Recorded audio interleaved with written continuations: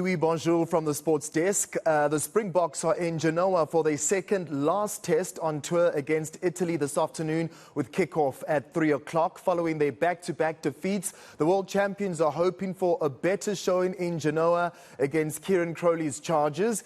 Joining us to speak about the Springboks end-of-year tour is World Rugby Hall of Fame inductee Kennedy Timber. Good morning, Mr. Timber. Always great to talk to you about some rugby action. I mean, without a single victory in Europe, the Springboks' drop in form has come under the spotlight.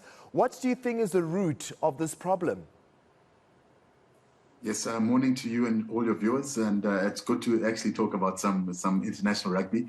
It's been a tough tour, and I think it's tough because we are facing probably the most three top informed teams in the world, which is France, Ireland, and Italy now have really been on a good run. So it hasn't been a really easy tour, and I think that's why the results have been challenging. And I think it's sort of bringing out some other elements that we hadn't faced before. So it's pretty good going up to the World Cup, I think. Having said that, Kennedy, what threats does Italy pose for the Springboks to avoid their third defeat on tour? Yeah, they're gonna really push the Springboks because they're in great form. They win the Italy's team win against Australia last week. Just sort of gave them a bit more hope in terms of that they can play around with the big boys. And this will be another challenge. Their forward pack is really very physical, and they've got some exciting backs right at the back at fullback. Campioso, an exciting fullback who's scoring some wonderful tries, and their attacking shape has been very impressive. That's something that the Springboks are going to have to watch. Well, in addition to that, one of the main talking points has been why we do not have a recognizable number 10 or a second choice number 10. And because when we don't do good, well, it's normally because that we're not doing well with the boot and our performance drops, and vice versa when we are on song. What are the different approaches that Jacques Nienaber and co can utilize? I think the key thing is that our forwards are going to have to stand up, man up, and really dominate.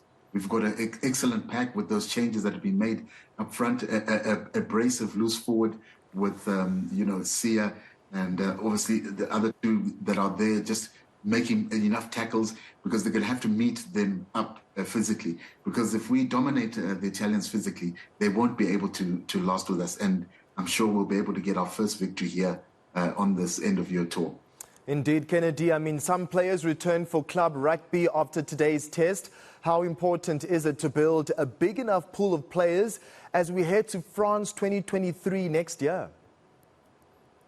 Yeah, well, I think that's the reason why the midweek team that played on Thursday is very important. Some of those youngsters will step into the boots, and I think it's good. It's good that we get as many players that test match games under them, so that we can have a full squad and know who can play at that level and who can't really and is not ready yet by the time we get to the World Cup. Because if you get to the World Cup and we do have more injuries at number 10, at least we've had a number of options. And it's just slightly worrying that we haven't had any of the players that really have put up their hands and said that, I want that number 10 jersey. So I'm hoping that Mani Libbok gets a bit of game time because he's been in great form for the Stormers during the URC competition. All right, Kennedy, last one. While I still have you, World Rugby and Rassie Erasmus continue with a back and forth. What impact does this have on the Springboks going forward? Yeah, well, it's nothing new. We know that Rassie's made a number of tweets and videos before. So the team know that there's action and information and controversy going on the side of the field. They need to focus on the field. And if they don't, and if they get caught up thinking about that, then we'll be sitting in the same situation that we sat in 2016 when the Italians beat the Springboks for the first time. Funny enough, it was on the 19th of November, which is today. So let's hope that's not a bad omen. Definitely, Kennedy. I've got to put you on the spot. Can the Springboks defend successfully their title in 2023? Yes, they can, but they need to start fixing up their game plan, which a lot of other teams and Europeans have sort of understood and have gone ahead and started counteracting. And that's been a challenge that when we're countered with our forward pack and our kicking game, where do we go to from then? Because we're not a very good team that chases the score once we go down. So that's something we need to fix. Kennedy, always lovely talking to you. Thank you very much for your time. That was Kennedy Timber, World Rugby Hall of Fame inductee. All right, that's